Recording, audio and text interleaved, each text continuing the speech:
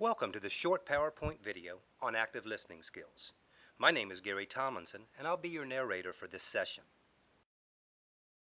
Listening is defined as the process of receiving a message from a speaker, processing that message to make sense out of it, and then responding in ways that show understanding of what the speaker means.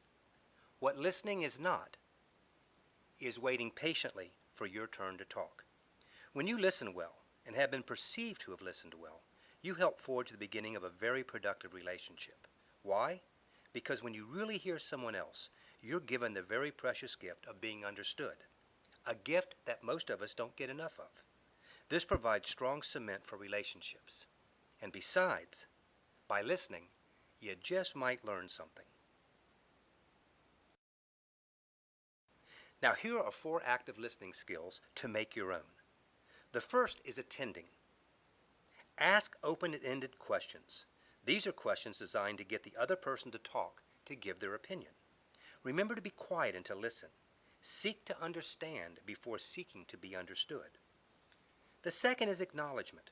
While listening, use signals to convey to your listener that you're paying attention to them. Give positive verbal cues, such as, interesting, tell me more. Just as actors benefit from prompts, your conversational partner will welcome your assistance in keeping the exchange going. Non-verbally, you show you're a skilled listener by maintaining steady eye contact, using gestures such as nodding of the head, good facial expressions, even taking notes. The third skill is paraphrase. Repeat back to the listener what you've heard. This is when real communication begins. By repeating the information you've heard, your listener can let you know if you've understood them. Try doing this on a regular basis for the next week or so. You'll be surprised at the number of times the other person will tell you that's not exactly what they meant, even if you said it back to them using their same exact words. After hearing you repeat what they said, they may come back and try to better clarify what they meant to say. Without this technique of paraphrasing, there's always a chance that what they meant is not what you heard. And at the very least, effective communication should be mutual understanding. And the fourth skill is probing. Now you're able to ask more questions to get more detailed information from the other person. Here's a good technique to use when probing. Use their name, especially if it's a new acquaintance. For example, Judy, I like that suggestion. How did you come up with it? Or your vacation sounds exciting, Fred. Tell me more. When you use the other person's name, you show that you've paid attention. You'll make conversations much more personal by doing nothing else but including their name. Here are 2 more techniques to consider making your own when honing your listening skills. They are mirroring and matching. The mirroring and matching technique is one of the most effective ways to build rapport with strangers, new contacts, or potential clients. As we all know, building rapport is one of the most critical aspects to enhance both relationships and sales. However, most of us think that bonding is rapport, and that you must bond with others before you can move forward. Here's the difference between bonding and rapport. Bonding is where you do the talking initially to find something in common with the other person in order to make them feel comfortable about you. You talk, the other person listens. However, rapport is where you ask the other person a question about something positive, about them or their company, their product or service, or their family. They do the talking while you listen so that you can match, mirror, and pace them. In sales, the early steps of building rapport with your customers and clients are usually the most important aspect of the sales process. Your goal is to create a feeling of similarity between you and your prospect.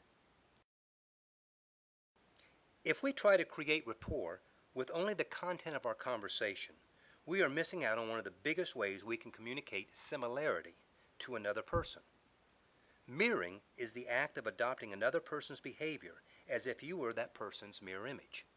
If done subtly, you'll be able to create a strong sense of rapport between yourself and the other person.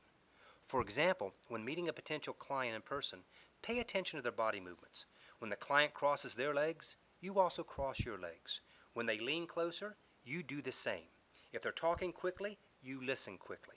If they're laid back, you be laid back as well. However, be careful how you do it. Be subtle. You don't want it to come across as mocking or mimicking the other person. We all prefer to do business with people we feel are more like us. We communicate best with friends, significant others, and business associates who see the world the way we do. By paying closer attention to the way others communicate, you'll be able to show that you understand their situation and unique needs.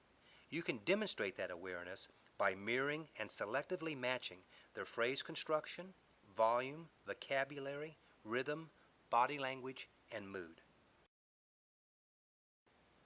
You'll make a great initial impression when you demonstrate good listening skills. The best way to make a good first impression is to focus on the needs of the other person. Make each person feel involved in an intimate conversation simply by asking a question and then listening intently, showing through your body language and facial expressions that you're sincere. When you do that, you'll be remembered. I hope you enjoyed this educational session. Good speaking and listening skills are required in today's business world. And the good news is they're both acquirable. You can learn to become an assertive speaker and an active listener. You just have to be willing to pay the price. And for those who do, the reward is enormous. Here's something you can do right away to make yourself a better communicator. Just start thinking about communication in terms of an outcome.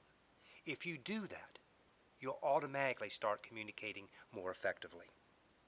If you like this educational format, be sure to check out my other videos at www.gary-tomlinson.com.